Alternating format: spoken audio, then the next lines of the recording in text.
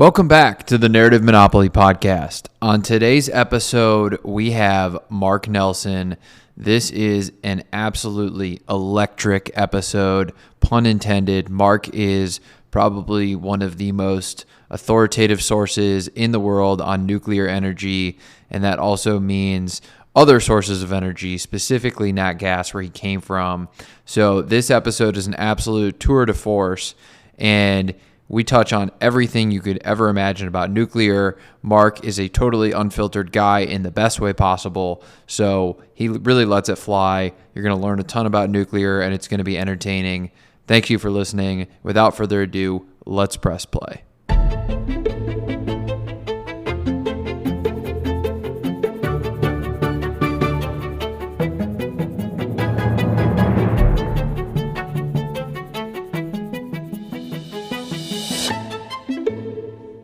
All right, on today's podcast, we have a very special guest, and that is Mark Nelson. Mark, welcome aboard. There is not much on the Radiant Energy Fund's website, which we were just talking about, but you are a managing director there. So I'm going to turn the mic over to you to let you introduce yourself here to the audience. Thanks, Jeff. Yeah, I'm kind of a mystery. It's okay. My reputation will come later, and from what I and my colleagues do. We'll talk about that in a bit, but just to introduce myself, the normal biography details. I'm from Oklahoma, studied at Oklahoma State and grad school in the UK in nuclear engineering. I worked with some prominent environmentalists out in California who became infamous in the environmentalist community for repudiating old school environmentalism and embracing modern techniques to save the world, for example, nuclear energy. So if you're an environmentalist that embraced nuclear energy and you did it first, you're going to take a lot of shit. And sure enough, my ex-boss, Michael Schellenberger, is infamous or famous, depending on which circle you're from. He has a view of environmentalism that embraces eliminating impacts on nature by producing everything needed for modern life on as small an area as possible, concentrating our industrial output into small spaces rather than refusing to accept industry, or worse, spreading out shittier industry over much larger areas, as the organic farming movement tries to do, or the weather-based energy movement is trying to do. So you work with Mike, and then where'd you go I work from there? with a lot of people around the world. One of the ones that I think of as a mentor and a colleague is Michael Schellenberger. Yes. Gotcha. And now you're at the managing director at Radiant Energy Fund.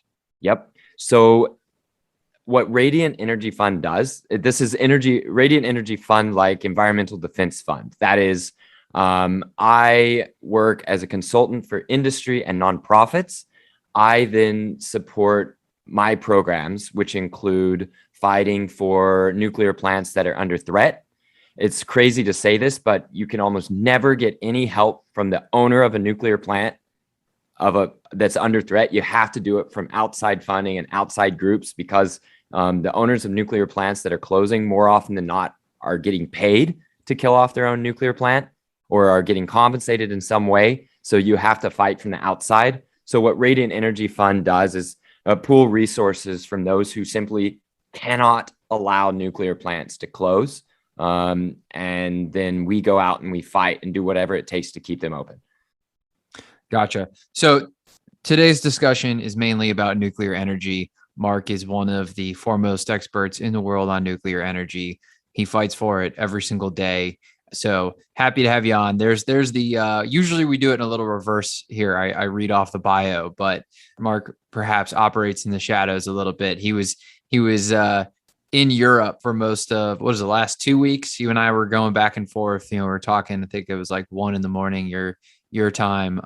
And you had just celebrated a very big win in the state of Illinois, even though you're halfway across the world, in saving a nuclear power plant. So why don't you give us that story, and then we'll dive into why you are so passionate about nuclear energy. Sure. Yeah, I was just in Brussels first before I mentioned the Illinois thing, but I was just in Brussels, where the nation of Belgium has a law in the books that they intend to execute that will remove half of their electricity supply in 3 years. That is 50% of the electricity in the country comes from the country's 2 nuclear plants. It's by far their most stable and dependable source of energy. Notwithstanding somebody sabotaged one of the reactors a few years ago and knocked it offline for about a year. That's its own story if you want to talk about operating in the shadows. But other than that, the nuclear plants in Belgium are the absolute bedrock of the energy system.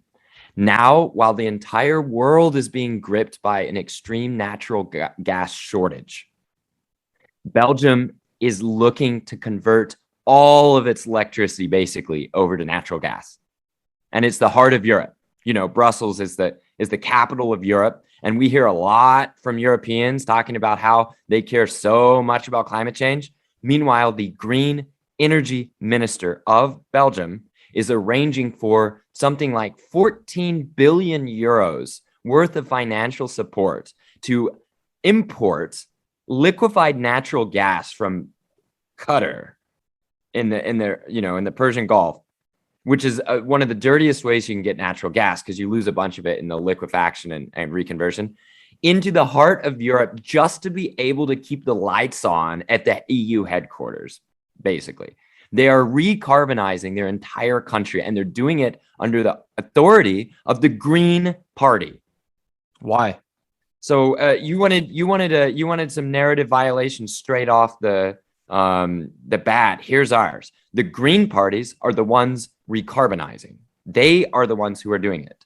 They are forcing the fossil fuel industry to accept subsidies to build risky investments to increase fossil fuel usage in Belgium. Now, okay, so obviously on the surface, they're coming out and saying, that this is going to be a way to reduce carbon emissions, right? Like that's what they say on the surface. They say you have to, it's like remodeling a house, Jeff. You've got to get dirty to get clean. Now, the fact that they've never remodeled a house before and are bringing in a bulldozer to make it dirty leads one to be suspicious of their ability to deliver on a cleaner energy system eventually. Yeah. So are you saying that, LNG is the bridge that they're trying to walk over to get to wind and solar? Is that what you're saying? Like, what is the point of going? It's what they claim. The bigger answer is that they just literally do not give a shit. They do not care.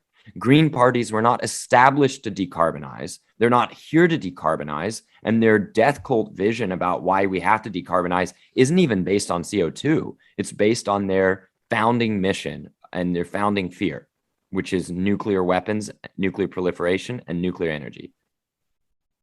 So just to clarify, just to put a bow on this, they do want to get to wind and solar. Like that's their ultimate goal. They're not going to allow it to get built in the quantities necessary. And I don't blame them. It messes up the landscape and pisses off all the people. So it's more so about just killing nuclear. Like that's the blunt instrument. That's it. It's the only thing that's under their control, Jeff. Everything else is too hard or too difficult or down the road or whatever. The only thing they feel is under their control is killing off the power supply from nuclear.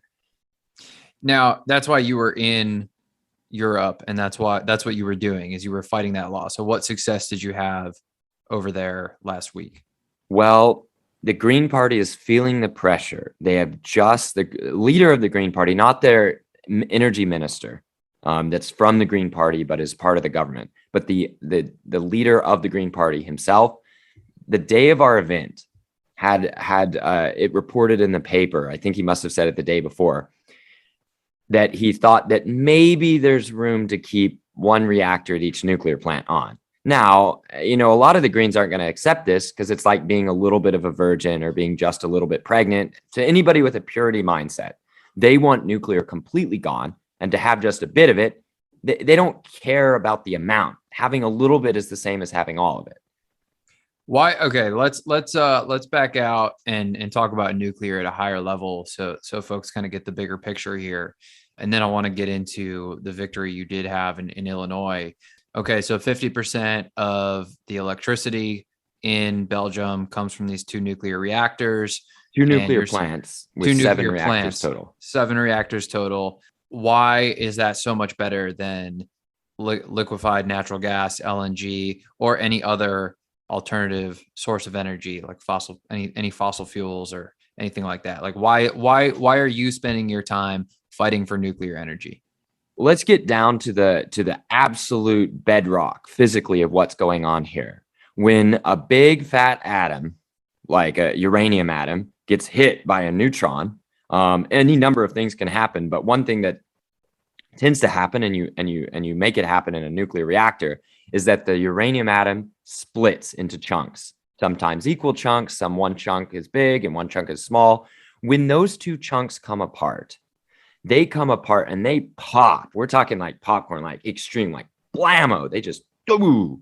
When those two particles come to a rest, if you measured them, if you measured how heavy those two particles were, you would find that the two particles combined are slightly less mass than the original fat particle that broke apart. That initially, when they break apart, the energy is all there. It's just in the speed of it's the mass of the particles plus the speed. So that pop, those two particles smashing apart, that ends up leading to a bunch of molecules vibrating and jiggling, and some more popping off, like some more of the atoms of uranium popping off. But all that jiggling, that's heat. And that heat, you can harvest that heat and run a power plant off of it. The mass defect, that is the difference in mass between the two chunks put back together and the original chunk you start of, that gives you a shitload of energy. We're talking E equals mc squared, where that E is the energy and the mass and the speed of light all go into Einstein's famous equation that tell you something about just how much energy you get. Now, when you're messing with the nuclear forces, you're in a completely different league from the energy you release when you do some burning. To give some numbers behind it, when you break apart a uranium atom, on average, you have as harvestable energy for your society about 200 million electron volts. That's 200,000,000 electron volts. And electron volts is a very handy unit of measurement. It works for very small things. When you burn one molecule of methane, say from an LNG tanker that just rocked up from the lovely nation of Qatar to provide power since you shut off your uranium, one molecule of methane is going to give you something like 10 electron volts. 10. So we've got 10 versus 200 million. Now, there are some other complications, like you may burn up some of that energy advantage and hiring lots of people to stand guard at a nuclear plant or to deal with the waste a bit. But if you needed to use some of the 10 electron volts from burning the methane to reach back up and grab down the CO2 and capture it somewhere, you'd eliminate a major chunk of your energy you get just from burning the methane. It's one of the reasons why direct air capture of carbon is such a difficult thing to imagine happening at any scale. It's just, you're getting almost no energy from burning methane. So you better keep it and not waste it trying to capture the carbon dioxide.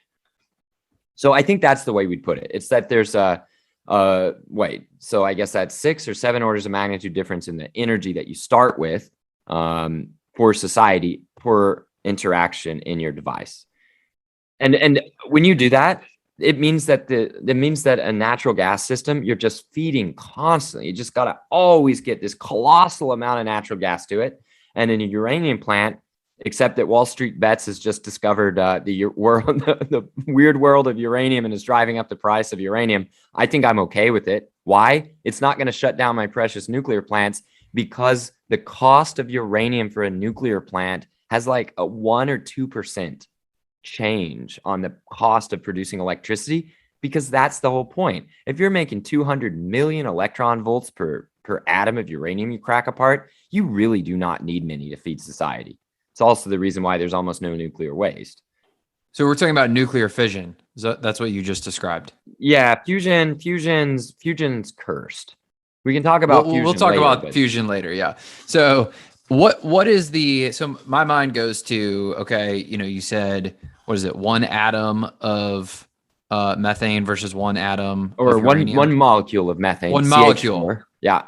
Okay. Carbon with 4 hydrogens. Yeah. Is there anything that we should know in terms of the conversion there? Because obviously whenever you're comparing two things, like, you know, the basically the whatever the denominator is could certainly mess with the numbers here. Or is this really just like a one-to-one comparison? No, it's actually a pretty reasonable comparison because you have to drill into giant rock formations to harvest your methane, and you have to harvest uranium from ores. So there's the difficulty in processing a lot of rock and minerals to get to your final product. The uranium has to be transformed in more ways. The natural gas coming in from pipelines is going to be less complicated in some ways than the number of transformations you have to put the uranium through. If you want to put it this way, let's say you lose about a factor. You take your advantage over methane that uranium has down by a factor of 10 if you have to enrich the uranium to increase the portion of the uranium that's spicy enough for a reactor, if I can use colorful language here. But there are also ways that you could design your reactors to push back and to reclaim a bunch of that advantage. For example, you could make reactors, and the Russians certainly run reactors that can do this, that use up the extra uranium that you normally would be an unnecessary product of the enrichment. Like, you can gain back that 10-to-1 shrinkage of your uranium supply by using so-called fast reactors, where you are bombarding your uranium atoms with extremely high energy neutrons and slamming them in, and you can convert more of the uranium to energy through that. You can even convert some of the waste products to energy by doing that. So for But me, otherwise, no, that the conversion is actually a pretty fair one to think of. It does not lead to exactly that level of advantage of the amount of space facilities take up, but that's typically for human reasons. For example, if in America we're super paranoid and freaked out by our own shadows, we put basically standing armies at the nuclear plants. In the Netherlands, it's banned. You can't have you can't have a gun at a nuclear plant because they see it as a safety risk. Like, the guards don't have guns at a nuclear plant in Netherlands because they see the gun being on site as a safety risk to nuclear, which of course it is, right? I mean, I would personally want guys with guns outside of a nuclear plant. Yeah, but wait, listen to what you said. Outside of a nuclear plant, they have that in the Netherlands. Okay, not inside. Because in the end, nuclear is quite safe. The people in nuclear bureaucracies in the United States are convinced it's not, so they scare themselves. So they need bigger armies, and then people get scared, and they want even bigger armies, and they want mercenaries standing around. They need assault rifles everywhere. They need big trucks. They need giant fences everywhere. It's just like, it's self-feeding fear, which is one of the many ways that, I hate to say it, that boomers have failed us around nuclear. All right, so let's address this. Let's address the fact that, you know, like the HBO series Chernobyl is certainly not doing anyone any favors in terms of, you know, proliferating nuclear plants. But I mean, obviously it is true that there's a higher risk of ruin of any community if I live near a nuclear plant and there is a, you know, what is it, 3 Mile Island or a Chernobyl. Obviously, you know, that is not, those happened far in the past. There's probably a lot, it's a lot safer right now. I'm not going to get into all that because you know way more about that. You're about to tell us about All right. that. Okay. Then let me just say, I see where you're going. You're saying that, Yes. hey, Mark, boy, that energy sounded great, but isn't there long tail risk that just makes it to where no matter how much gain there is from nuclear in the game where there's a possibility of ruin, you still can't afford to play? Let me say this. 3 Mile Island kept operating until 2019, when it was shut down because in 2019 gas was cheap. In 2021, gas is expensive. It would be really nice to have 3 Mile Island. Now, am I just being clever here with, like, okay, well, there were 2 reactors at 3 Mile Island. One of them melted, one of them didn't. The one that melted kept its problems internal to the reactor. Like, it's just, they melted it, and that's bad because it made it to where the plant made a lot less money, freaked out a bunch of the public, got a bunch of people convinced they're going to die of 3 Mile Island. Certainly a great deal of bad was done, but what was not done was anybody getting hurt with radiation. Nobody died. Nobody got hurt. No, correct. In a panic evacuation, a few people died in car wrecks, but they were readmitted quickly. And I'm not apologizing. I'm not trying to make excuses for the evacuation, But certainly that led to a bunch of changes, and we haven't melted any reactors since then in America. We changed a lot of operating procedures. When was 3 Mile Island? It was the late 70s. Late 70s. So almost 50 years ago. Yep. And nothing since. Nope. So now you say nothing. Nuclear plants are dangerous industrial sites. I mean, the safety record is extraordinary, but there's still been some steam leaks and stuff like that have led, and a few construction accidents during renovations that have led to injuries or deaths. But no one actually cares about that. That's, young men working hard, and people just say it's just part of the job. It's the radiation that gets them all creeped out, all freaked out, right? Yeah. So that brings us to Chernobyl. What? That's the question, right? Like, what do you say to, the soccer mom who doesn't want this nuclear plant to be put in right next to her house because she's raising her 3 kids, and she's worried that they're going to get radiation poisoning and they're going to grow a 3rd arm or something?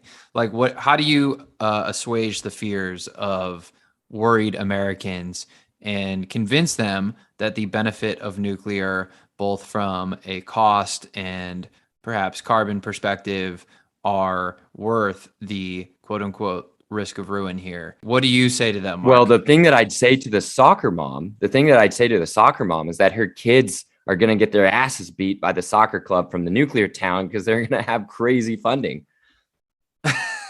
I'm going to say that they're going to miss out on scholarship opportunities, not going to be able to go to college for soccer because they're going to get totally crushed by Team Isotope from near the nuclear plant.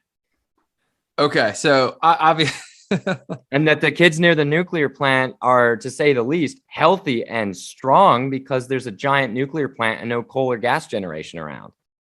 So that's the pitch, is that it is in fact safe. Look, the soccer lights only come on if you have plenty of energy. Like, the field is only going to get lit up on Friday night or whatever if there's energy, and that mom isn't going to be able to keep all of her kids alive if there isn't electricity. So first of all, we're just talking about different planes of reality, that there better be energy. And I'm telling you, the most crusty granola, wind and solar loving soccer mom, I don't know if I've crossed over categories that don't actually combine there, but just deal with me here. The most wind and solar loving soccer mom, if faced with a lack of electricity, will choose to burn everything. We'll burn all the school books. We'll burn all the furniture. It doesn't matter what she's made as her personal carbon pledge. She will do what it takes to protect her kids. So that means we're talking in the realm of having energy rather than not having it, which is an important discussion. A lot of people aren't willing to participate at that level of discussion. They're like, we should just make do with less. And I'm like, sure, you first. So in terms of the efficacy of it, in terms of the cost and what we were just talking about, there's a point that you made earlier that they shut down in 2019 3 Mile Island because it was not cost effective, because that year because the cost of gas came down. Now, when basically what we're saying is you said the voltage was 200 million per molecule. Yeah, well, the energy was 200 million per, you could say per uranium molecule, but it's still just one uranium. But yeah, per fission, okay. 200 million electron volts. Yeah. And then LNG is 10. Well, natural gas is going to be just natural gas. About 10 EV per.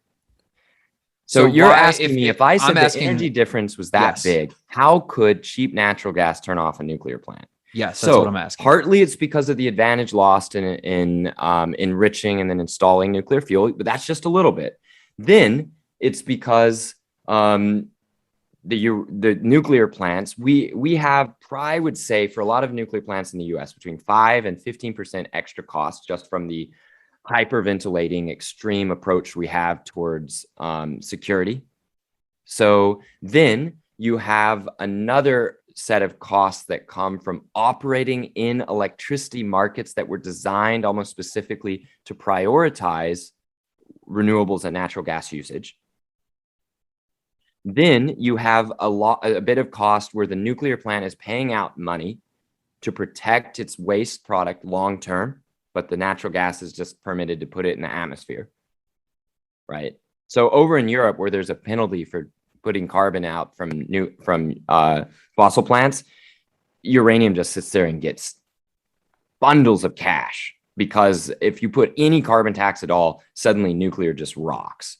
It doesn't matter. Actually, carbon taxes don't matter as much for wind and solar, because wind and solar comes on all in one big lump and it drives down the market price for electricity in those hours. So wind and solar is always competing with itself. Then when wind and solar go away, like the last month here in Europe has been garbage for wind, the electricity price goes crazy high, but the wind turbines aren't making that much money because it's high because they're not producing. So the nuclear plants rack up tons of money, but that was Europe. In the US, the natural gas wasn't penalized for not taking care of its waste stream, which, depending on your view on climate change, for me, I worry about changing the atmospheric composition. I think that's a risky experiment that we don't have to do. I don't know exactly how bad it will be. I think there's a chance it's every bit as bad as the doomsdayers say. Doesn't mean that they can help us if they're trying to shut down nuclear plants. On the other hand, we should just not experiment with our atmosphere if we don't have to. And I say that nuclear was the way to go.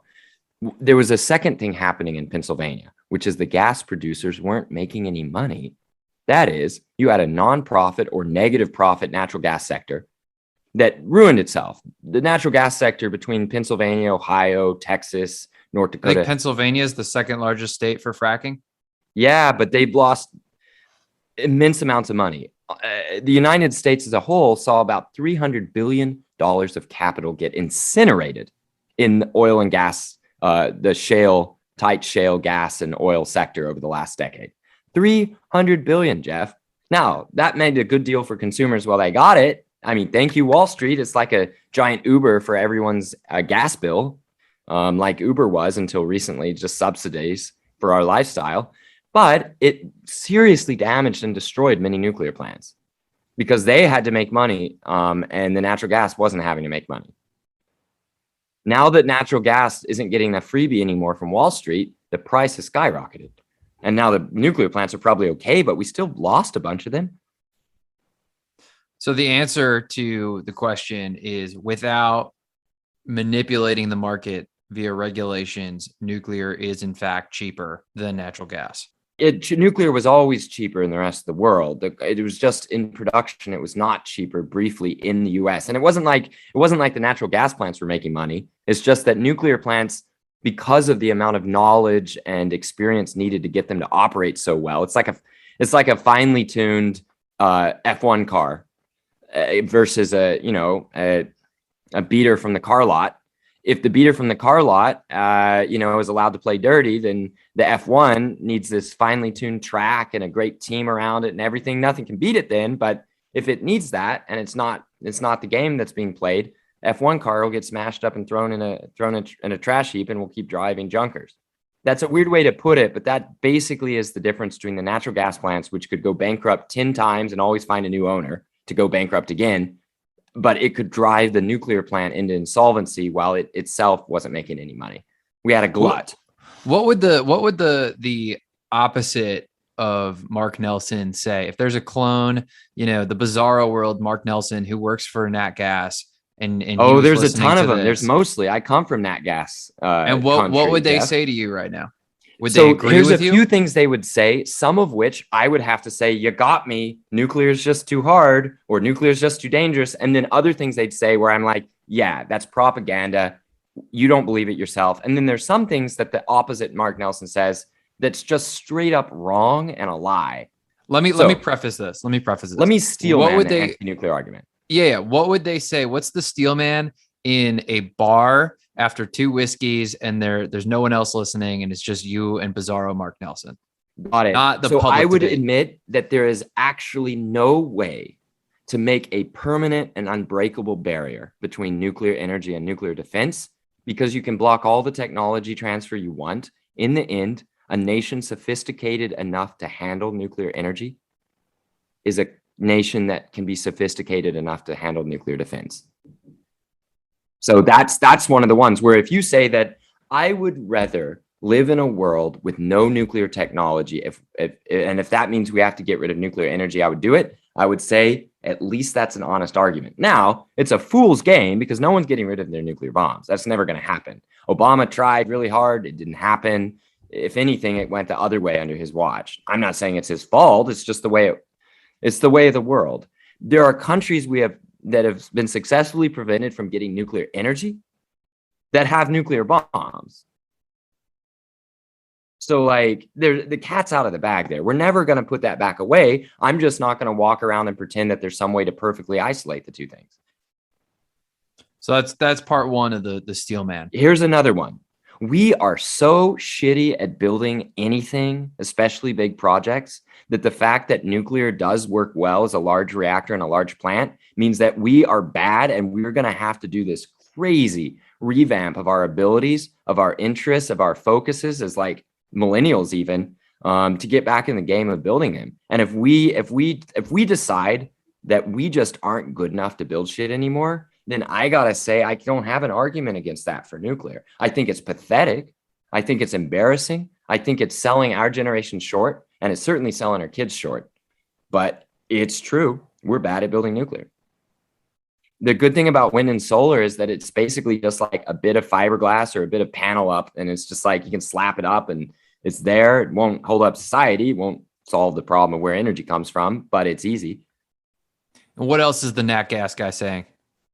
So the nat gas guys say is like, yeah, you have so many people that have to trust each other and rely on each other and rely on politicians and all that. We just make the gas flow. And I'd be like, you got me.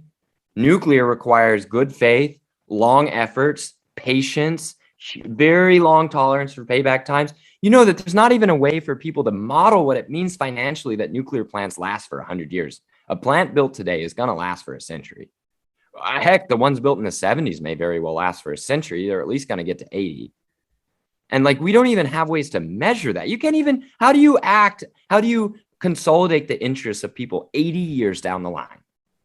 People that have not yet been born will be able to retire working at plants that are about to open. You can't deal with that. That's crazy shit. Business world just needs to do things snap, snap, and gas gets you there. Now, Yeah, there's it's a a little hard giant to, crisis. There's an discount energy that. crisis enveloping Europe right now when there's not enough natural gas, and that kind of sucks. And France is like, well, good thing we've got our nuclear plants. So it's really good that France somehow overcame all these objections from natural gas mark and got their shit done. And natural gas mark may say, look, nuclear mark, we just aren't good enough. We can't work together anymore.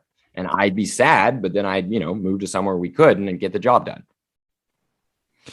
Well, like I think that anytime anyone is able to steel man their own argument, and clearly you've thought through it, that is a mark of intellectual honesty, which is something that we certainly value on this podcast. So I'm glad to hear you say that, because there's just so many people who can't articulate the opposite side of their argument, and across everything. I mean, politics, business, academia. And if you can't do that, then you probably have to look pretty hard in the mirror and say, well, why do I believe this? Is it about power and status? Because it probably is. Oh, I agree, Jeff. And there's one more thing. If you can't articulate actually intelligent, smart, dare I say, rational reasons why somebody else is opposed to your thing, then you're never going to be able to reach them except through dominance. And that's ugly, and it's slow. Because you're not going to persuade someone if you don't know where they're coming from. Exactly. Message to the nuclear people: we aren't dominant yet. This is going to be an extremely strong winter for nuclear because all the other things are messing up. And it is in relief the possible advantages of nuclear now that the things that were supposed to replace nuclear in Europe are not working well. I don't know if you know this, Jeff, but like across Europe, wind is just like down like 20% on the year, which means it needs to be directly replaced by nimble, flexible natural gas, which natural gas mark would correctly point out. It's just the supply is not actually well developed enough to just make up for that wind, in addition to other disruptions in other places. If Europe just had a bunch of wind this year, maybe it wouldn't have been a crisis, but they didn't have it. And I guess they tore down all their temples to the weather gods and forgot to pray hard enough. Now let's talk about kind of the broader argument about climate change at the end if we have time, and if not, Sure. we'll maybe we'll do a part two I don't here. think we need to talk about it. I'm basically this. Nobody, not the most rabid elite defender of climate change action would actually be willing to sacrifice his or her own family for it. So let's just get on a level and say that no politician that fails to keep the power on or at a reasonable cost is actually going to succeed in staying in office and passing more environmental regulations. They're going to get kicked to the curb. No dictator who just has the ability to force his country to do what he wants, who messes up the energy supply, is actually going to stay in power. The reason why Putin is kind of constrained in how much he can control Europe this winter is because if he doesn't get enough natural gas supplied to his own people, if he can't stockpile enough to his own people, his ambitions are done. If Russians are freezing, one of the bargain with Putin is that you don't get political rights, but you get to keep your house warm.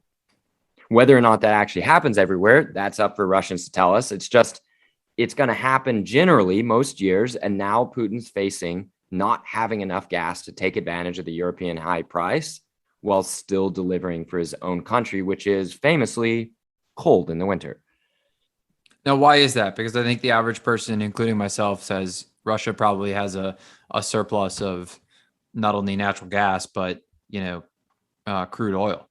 Because natural gas prices were really low and Russia is perpetually short on cash. They've got guns and they've got raw materials, right? Gotcha. What they're typically short on is cash and trust. Cash and trust from the outside world are synonymous, right?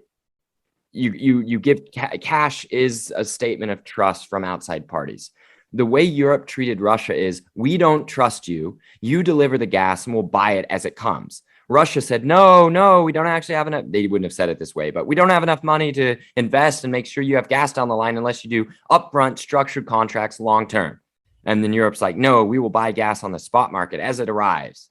Now Putin's going around trolling Europeans saying, we are delivering the gas as contracted to our long-term customers. Don't you wish that was you? But it's not clear they have enough gas to take advantage of the high market spot price. So they're delivering gas at long-term contracts that are way below the actual gas prices in Europe at the moment. The nuclear plants across Europe are absolutely stacking fat wads of cash in every corner. They're running out of places to stack all the money they're making. But Russia's not actually got that much extra gas to sell at these current extremely high prices because they didn't have enough production expanded to meet this sudden increase in demand, because that would have taken credit, long contracts, all sorts of things that weren't in place soon enough. Sure. Now, as much as I deeply empathize for Vladimir Putin and his political status, you were talking about, not being able to meet the energy needs of the winter. And we kind of buried the lead here, because this, in my mind, what we're about to talk about is perhaps one of the biggest political, economic stories, or could be, of 2021, 2022. And of course, no one's talking about it right now, which I would say is probably because of in the the narrative UK, monopoly. It's finally hit the front page in every major newspaper that their electricity delivery companies are starting to collapse. There's we're talking about New York, my friend. We're talking what so happened New York's in going to York. struggle a little bit, but let me just say New York is in a better position. Even though New York's kind of screwed, and we can talk about that, New York's still in a better position than London. Okay, let's talk about both of these obviously huge stories. This is a predominantly American podcast that we do. Okay. We do dabble Let's in America. Let's skip Europe. We'll go across the pond after. Let's talk about New York. New York used to get between 20% and 30% of its electricity from Indian Point nuclear plant.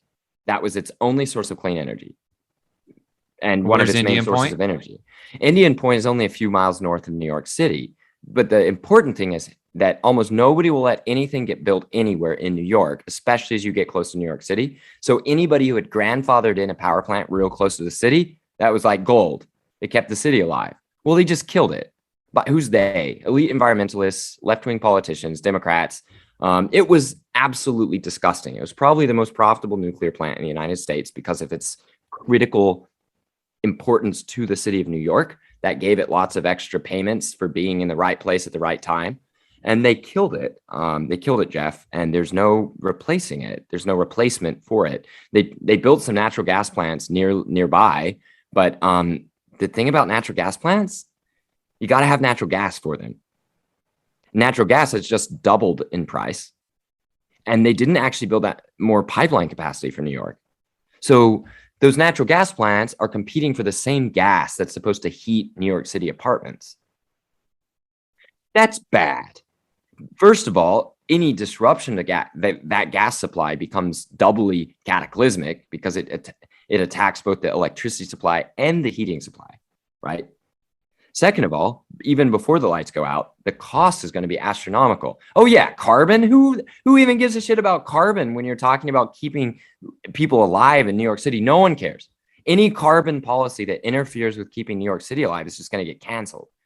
That's done. That's done. People are proposing bringing in, at a cost of $20 billion, a big power line that comes from Quebec down to New York City, just to replace about half of Indian Point's power. How much power, electricity did it provide in New York City? About 2 gigawatts. So that is at electricity usage rates in apartments in New York City for families, that's like several million people's worth. So several million people, we're talking maybe like 25, 30% of the city? Yeah, so completely decoupled from the natural gas system. That's what's so important here. Independent of the natural gas system. And now the pipeline that you're talking about is natural gas? Yeah. I mean, the pipeline brings natural gas both to the city and to the power plants. And then those power plants run off the same supply that the city does to provide electricity. It's bad juju. It's just bad. And you told me that this could blow up during the winter because there could be a huge electricity shortage. A blow up is less, depending on whether you mean a price blow up. Price blow up, yeah, for sure, that's going to happen. No, but I mean people are going to be without power. It's going to be a blow up is in terms of an event. The risk is much higher. I wouldn't want to be caught dead trying to guess when or where it would happen. I sure as hell didn't think that Texas would go down the way it did, even though I was worried about how fragile it was becoming, turning off so many of its fuel power plants. And remember, I am somebody who spends all day, every day, trying to stop nuclear plants from closing as much for carbon as I am for energy security, right? And I'm still saying that the problem in Texas is they did not replace like with like. They replaced output from coal and gas plants, where except when the cold hit, you can choose to turn it up and down, with output from solar and wind, where you can't choose. And that difference where you can or can't choose makes even the same amount of energy on average over the course of the year very different for protecting lives. New York is doing this too. And what I would say about that $20 billion power line that's supposed to bring in, just over half the amount of power that Indian Point was supposed to produce, Quebec is short on power in the winter. The same time that you would have a weather pattern that leads to increased demand in New York. And then you're relying on that entire line from all the way north to Quebec, all the way down through New York to New York City. You're relying on that as if it is life itself, rather than having generation just miles from the city connected straight to the city's underground grid. Now, it's the same thing as the Green Party in Belgium, right? So the people who did this are ostensibly Democrats who put elite Democrats, well-connected Democrats. Kennedys were involved in this bullshit. So what happened? NRDC, give us the story of how this closed. NRDC is the richest, is basically they're riding high because Bezos gave them another $100 million. What's NRDC? Just for the year. That's the Natural Resources Defense Council. Gotcha. It was founded in New York City to fight off energy infrastructure, which they did. They were successful. That's one of the reasons there's almost no energy infrastructure near New York City anymore. Oops. Anyway, so they expanded to bring that wisdom nationally. They really care about carbon unless you can shut down some nuclear plants instead. So it's much easier to shut down nuclear plants than to either replace them or to do anything at all about carbon. NRDC is another one of these classic, not to bring race into your show, because race can get spicy. NRDC is elite, rich white people claiming to be doing equity, where they hire some mid-ranking or low-level people not to make any decisions or deploy capital, but to just be people of color. And then they do things that are incredibly damaging to the health and the livelihoods of poor people, often of color. The way that's unfolded in New York City is that the amount of oil that's having to be burned to balance the grid in New York since they lost their nearby biggest power plant has just skyrocketed. In the last year, what we're seeing basically is emissions going up 30 to 50% per week, like on the week, any given week. And then the type of emission, the particulate emissions, and the location of those emissions are concentrating in to the poorer parts of New York City to replace Indian Point. And NRDC did this. They bragged about it publicly, shutting down this power plant. Why do you think these people are so anti-nuclear? Because I know it's a doomsday obsession. They are powerful. Anybody in power looks to eliminate threats to their power and position. For powerful people in New York City, there are a few things that they could see actually toppling them besides the next bubble if they're over leveraged. One of those, Indian Point blows up and all their property empire turns to nothing because it's contaminated with radioactive ash or whatever, just working with their fantasies. Fine, that's one thing that they could see as the only threat to their power base, and why not get rid of it? The claim to, again, steelman this, is that Andrew Cuomo saw that his dad was able to remove one threat to New York City to the south, to Long Island, by getting rid of the Long Island's nuclear plant. They even had it fueled, and they destroyed it. It's probably been about $20 to $30 billion of extra costs over that time since that was destroyed. And now Long Island has really sketchy power situation. But forgetting that, Andrew Cuomo would have looked at removing that threat to New York City, said, there's one more threat to New York City we got to get rid of. That's the nuclear plant.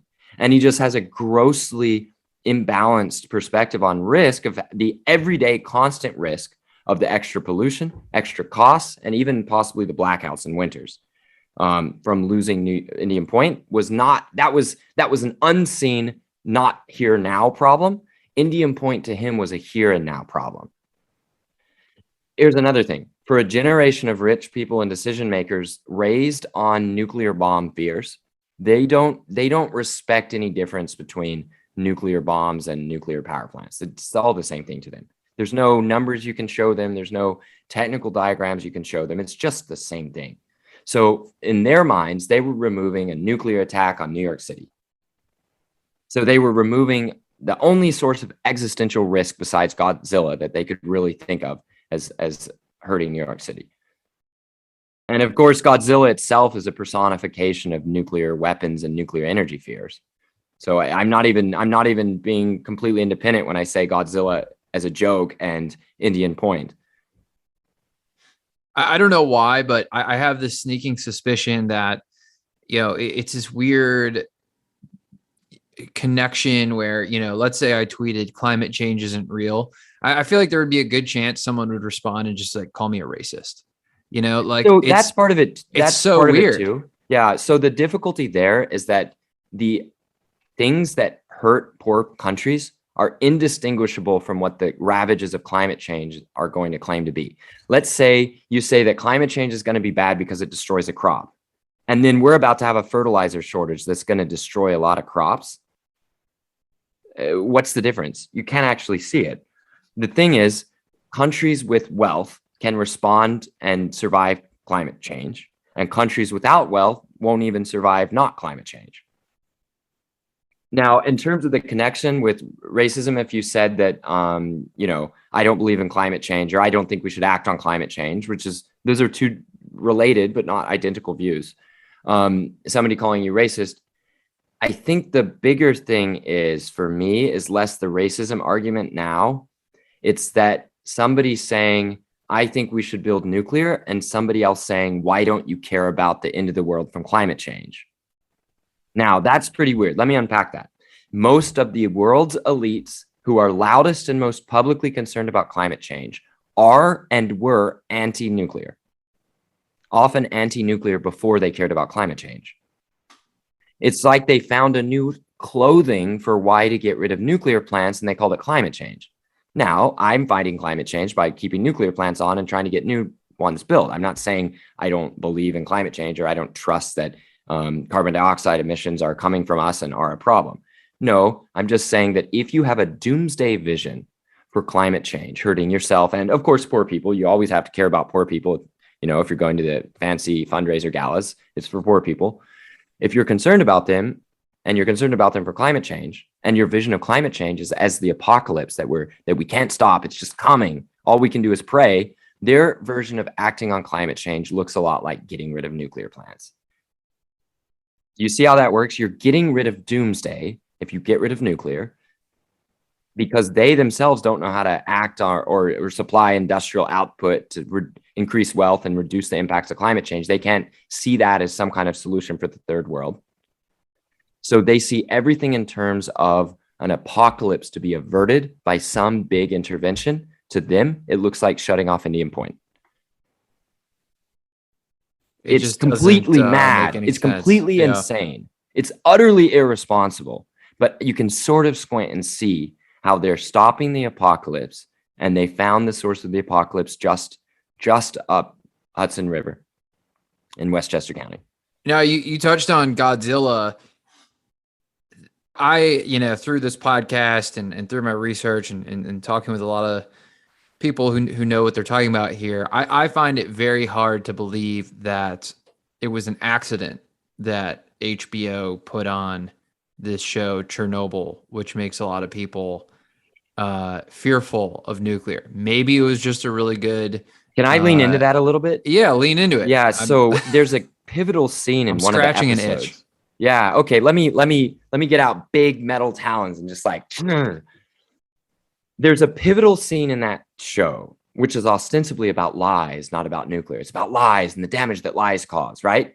Where they define for the viewer, really, how bad could Chernobyl be? Like, is it so bad that it could kill everyone on Earth? Could it kill only a puppy? Like, what? How bad is Chernobyl? And they set the expectations for viewers that although Chernobyl couldn't kill everyone in the world, that it could render Europe uninhabitable like a giant nuclear war.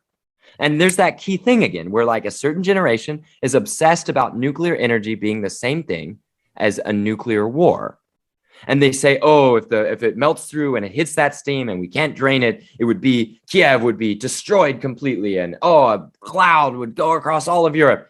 Absolute fucking bullshit. Absolute pure bullshit. And the showrunners had the guts to say, our show is about lies. We're just against lies. And then they lied about the most important thing imaginable, which is how bad was Chernobyl. Oh yeah. And then they missed a few other details, Jeff. One, Chernobyl kept operating for 14 years. Woo, crazy. You'd think they'd mention that the plant kept going, that during the entirety of the aftermath scene, the damn thing was making electricity.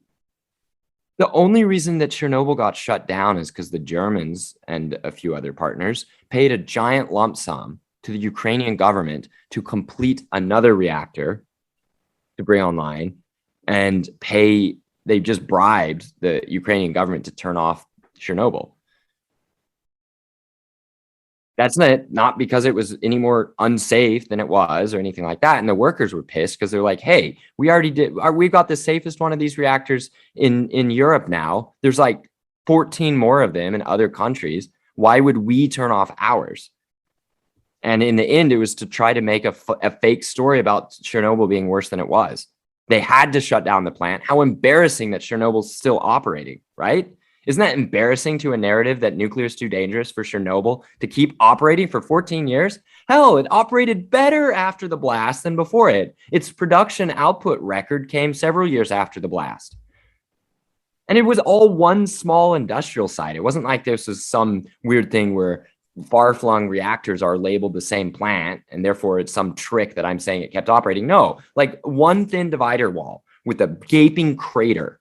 On the other side of that dividing wall, they were making electricity for Ukraine. That doesn't help the narrative. You're right. Yeah, so best not to mention it in your HBO series. Best to show a lot of scenes of shooting puppies and not of like the plant still operating. And furthermore, there are 10 more of those reactors still in operation in continental Europe today. How many reactors and plants are there in the United States? There's something like 60 plants with 99 reactors. Okay, so we're one away from the century mark. No, but we've been at the century. We've gone down. It's like we're fighting. When plants die because gas was too cheap, we go down one. When plants die because elite Democrats destroy their own citizens' power supply, against both economic and climate gradients, then we lose them. And then we go up whenever we build them, which has been completing one. TVA completed a long-running construction project back in, I want to say 2014 or 15, I think, at Watts Bar. And then we're going to complete two next year and the year after that at Vogel in Georgia. We don't have anything on tap after that, but there's three more. So that's plus one we've already had. We're going to have two more. If we cannot save them, like I'm really glad you mentioned Illinois, we worked our asses off to save that plant. If we can't save Palisades up in Michigan, then we're going to go down another. Palisades in Michigan, we've got an energy secretary who claims to really care about all these energy issues. When she was governor of her own state, Palisades nuclear plant decided to shut down for one of a few $10 million, $20, $30 million contracts to sell its power just because gas was cheap at the time. That's it. That's it. All these people who claim to care about climate, they don't know the numbers. They don't know the details. It's an emotion. It's an emotion. I'm not saying it's a bad emotion. I'm saying it's just an emotion. Anyone who claims to care about the climate, all you have to do is ask them their position on nuclear. If they don't like nuclear, you decide how much patience you have for that person. Hopefully lots of grace and patience in your heart, and you can explain to them. But if they're really anti-nuclear and they know about nuclear, they're not about climate. They're just weird doomers. They're just like boomer doomers, They're like, I'm going to die and I haven't processed it, so now I need to take you all with me. And the way they act on that is killing our power supply. I hate to bring this up because I don't think that it should be necessary, but this is the world that we live in. You've railed against Democrats a few times here, but you yourself, when we spoke earlier, yeah, I've only ever voted Democratic for presidential elections. Yeah. And you were even further to the left in your past than you are today. Yeah, for sure. Every time I go up against elite Democrats trying to destroy their own states, low cost, low carbon energy supply, I think I cannot possibly be seen in a room with you assholes. Like I would be embarrassed to show up and be near you because you're an embarrassment to young people. You're an embarrassment to engineers. You're an embarrassment to climate change activists. So I get it. I see where this is going. But let me say something. I will work with those who help me secure good things for people. I'll work with whoever is really going to help me secure good things. Yeah. I don't accept that we can't have nice things. I don't accept the natural gas mark who says nuclear is too hard because we have to work too hard to get it and we have to cooperate too much. Fuck that. We're going to cooperate. We're going to work hard.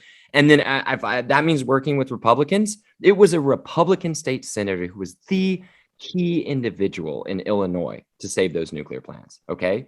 She had to put up with so much bullshit from both sides of the aisle. From the Republican side, an inability to understand that you just have to save the nuclear plants no matter what. And from the Democratic side, they put a bunch of crap in the bill to try to damage the state. It'll come up later. We'll try to fix it. But they forced a bunch of really horrible things onto the state of Illinois as their price for saving nuclear plants that delivered what they claimed to want anyway, which is the clean energy and jobs and everything. So let me say something against Republicans being absolute wusses, being little whining fools. Okay. Just to make sure I have no friends at the end of your podcast. In Texas, perfect. There are communities that want to store nuclear waste. It's a great hustle. You charge people a lot. You just sit it there. You like watch it. You get out a lawn chair and just sit there with your shotgun behind your shoulders and just watch the waste. Just sit there, do absolutely nothing. Just absolutely nothing. Fuck all, right? It just sits there. And you can, every 100 years, you relicense it and you're good. And if you do that, you support the national security interest. You support action on climate change. You make a much better deal for your community than if you put up some wind turbines, like God. And it doesn't hurt anybody. Republicans in Texas are fighting against it. And I think that's just cowardly. I think it's unacceptable. It shows that many of them were supporting nuclear only as a lie. Fine, whatever. I'll take it. I'll take it if it saves a nuclear plant. I will not accept it when they are turncoats and traitors and they can't support a interim waste facility. That's just chicken shit. And it's not worthy of what Republicans tell themselves as their narrative of facing hard facts and telling the truth and standing up to the wokeists, right? Like, they're not doing that in Texas, and it's embarrassing. And I think that's unacceptable. See, I thought you were going to say that they were simply still just beholden to legacy fossil fuels like crude. Whatever. Do they have the ability to run their mouth the way they want? Certainly in Texas they do. They can choose not to be little wusses about this issue. They can support fossil fuels in any number of other ways. They don't have to do this one. Let's before you lose every friend here. I think that was a great level setting for the audience to know, first the steel man, and now the fact that there are no partisan love interests here. Let's kind of wrap up here with the W that you had in Illinois, because you just touched on that, but I don't think it was not widely publicized of what happened in Illinois. So what happened in Illinois? Like, what did you get to happen?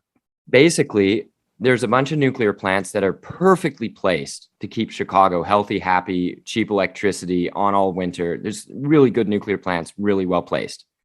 The problem is, on the other side, on one side, you've got Chicago. On the other side, you've got cheap gas and wind, and it comes crashing out of Warren Buffett's cheap wind and then all the cheap gas. It comes crashing out of the prairies straight into the nuclear plants. And the way we've designed our electricity markets, that was a lethal combination. The owner of the nuclear plants, they're like, look, we're a utility. We want regulated returns. We want certain things that just are guaranteed to work out if we do our job. And these nuclear plants aren't making money. They cost us money, and we don't know any given year whether or not they'll make money. So the electricity market's like, no, we'll just put in a system to pay extra money to reliable plants if you're there. Well, they built a system that's gameable by natural gas, and it knocked out the nuclear plants, and the nuclear plants weren't getting the money from that so-called capacity market anymore. And the owner was just like, we're done. It's just literally not worth it. And so what can you do? Most places where the owner doesn't want to keep the plant, that's its own nasty battle, because look, that's our situation in like Brussels. That's our situation in Germany, where the owners of the plants are going to have to be forced to do the right thing. In the case of Exelon, the owner of the plants in Illinois, they're just like, it's not worth it. So we're going to close them. And it doesn't do me any good to attack Exelon for that. Don't close them. Okay, we will though. What we had to do is figure out what they needed to keep them open under what circumstances. Fortunately, the thing about nuclear subsidies and electricity markets, are they market distorting? Yeah, but the markets are already distorted. If you're a free market lover, what you can appreciate about a good fat nuclear subsidy is that almost all of it, sometimes even more than the subsidy, is returned to the hands of the ratepayer, and it comes in the form of lost economic rents from other participants in the power sector. Now, those participants, as mentioned, can survive it. Is it ugly? Yeah, it's ugly. Would it be better not to have subsidies? Sure would be, but we're not in that world. We had to figure out a way to subsidize the plants. Exelon had a reasonable pitch to the governor and to the other. They're like, look, we don't need to make money. We just need to not lose money. So how about we do this? If you guys think the power cost is going up, which good prediction, it is going up because the gas crunch, well, then we'll just make a contract system where we take in only the money that we think we need for the plant. We'll show you our books and prove it to you. We then pay back to the state of Illinois any amount extra than that after we sell our energy on the market. So this is very fair. They made a contract for difference sort of thing where they pay the consumer, but then they get some extra if the price is too low. That's really complicated. Here's where the politics broke apart. The labor unions were on the side of nuclear, but also had a strong presence at the fossil fuel plants. The Democrats sort of admitted eventually that maybe it'd be good to save the nuclear plants, but they wanted an economic transformation bill written into the nuclear subsidy bill, from my perspective, to eliminate all gas and coal plants in the state and to convert all the non-nuclear part of the state's power supply into wind and solar. Now, this physically won't work, but that's not their problem because they made it a 2035 target, right?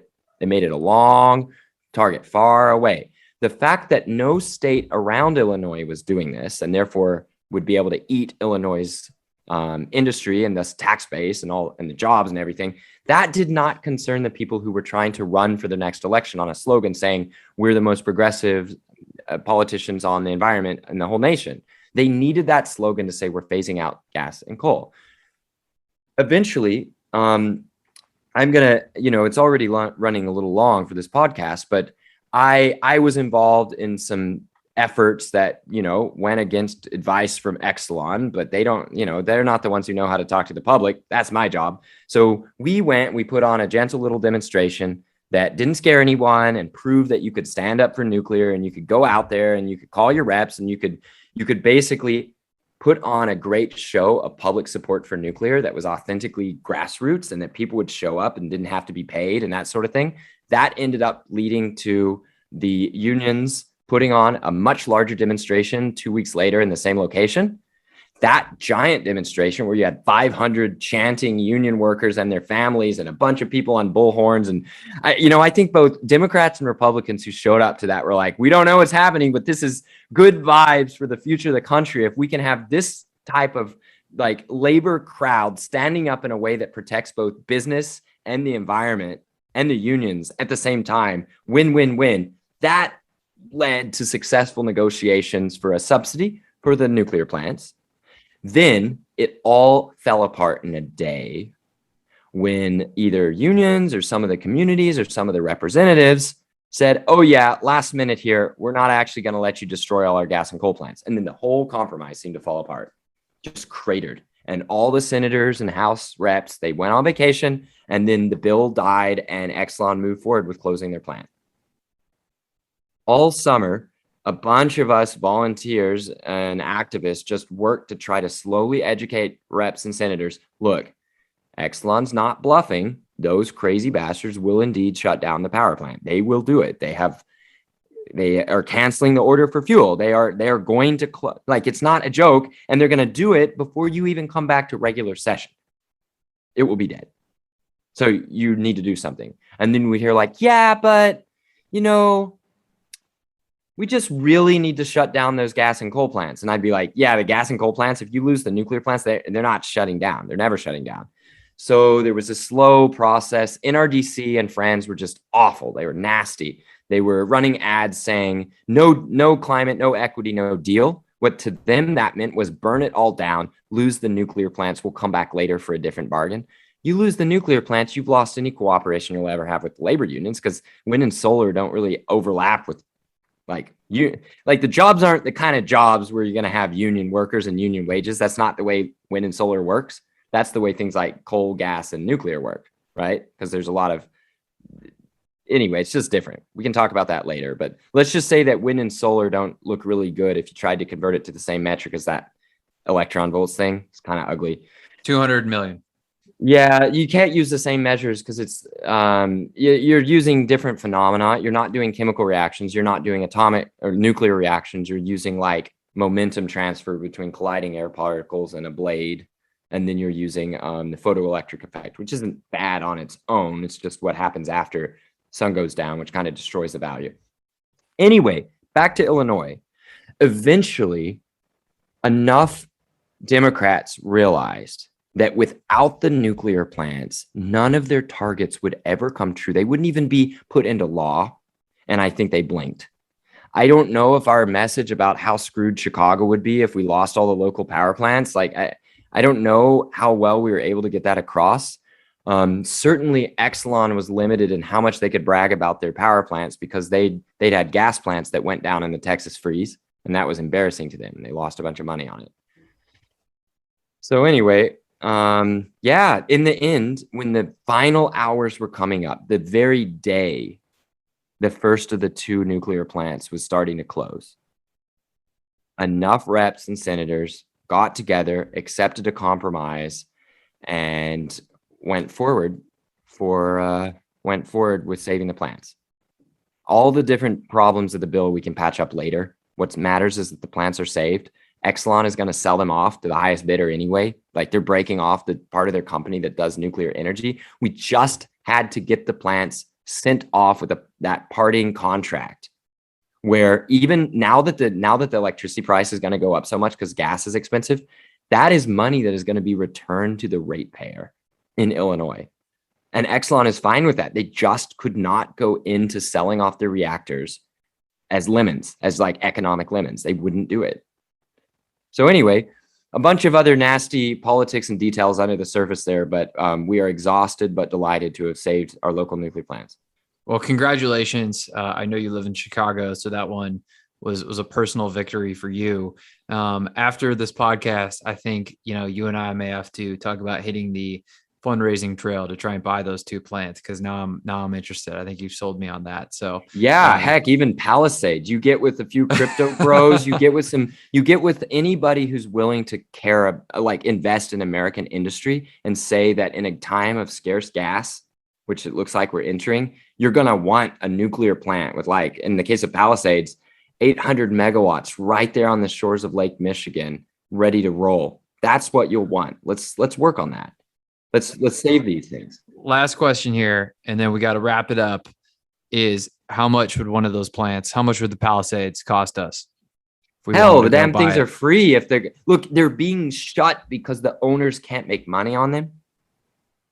The main prize is the decommissioning fund. It's the reason why they sell the plants to like the vulture industries that are connected to the nuclear sector that I hate, that buy the plants and then quickly kill them, like with an ice pick right between the eyes, like, yeah. So that gives them access to the decommissioning funds. You're fighting against those vultures.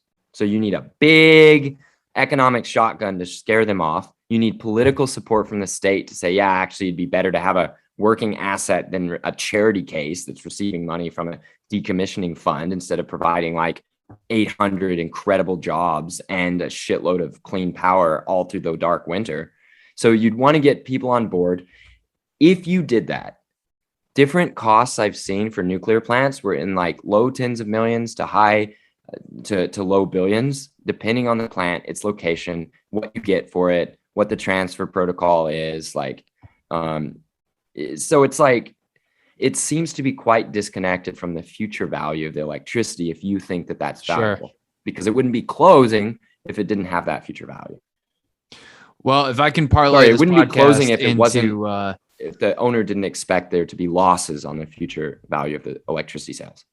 Right. Well, if I can parlay this podcast into owning a nuclear plant, I'll consider it a success. But we'll have you on again, Mark, because I know that we could definitely keep going here. So I think the audience will want a part 2 on this as well. But you're at Energy Bants, BANTS on Twitter. Is there anywhere else people can find you?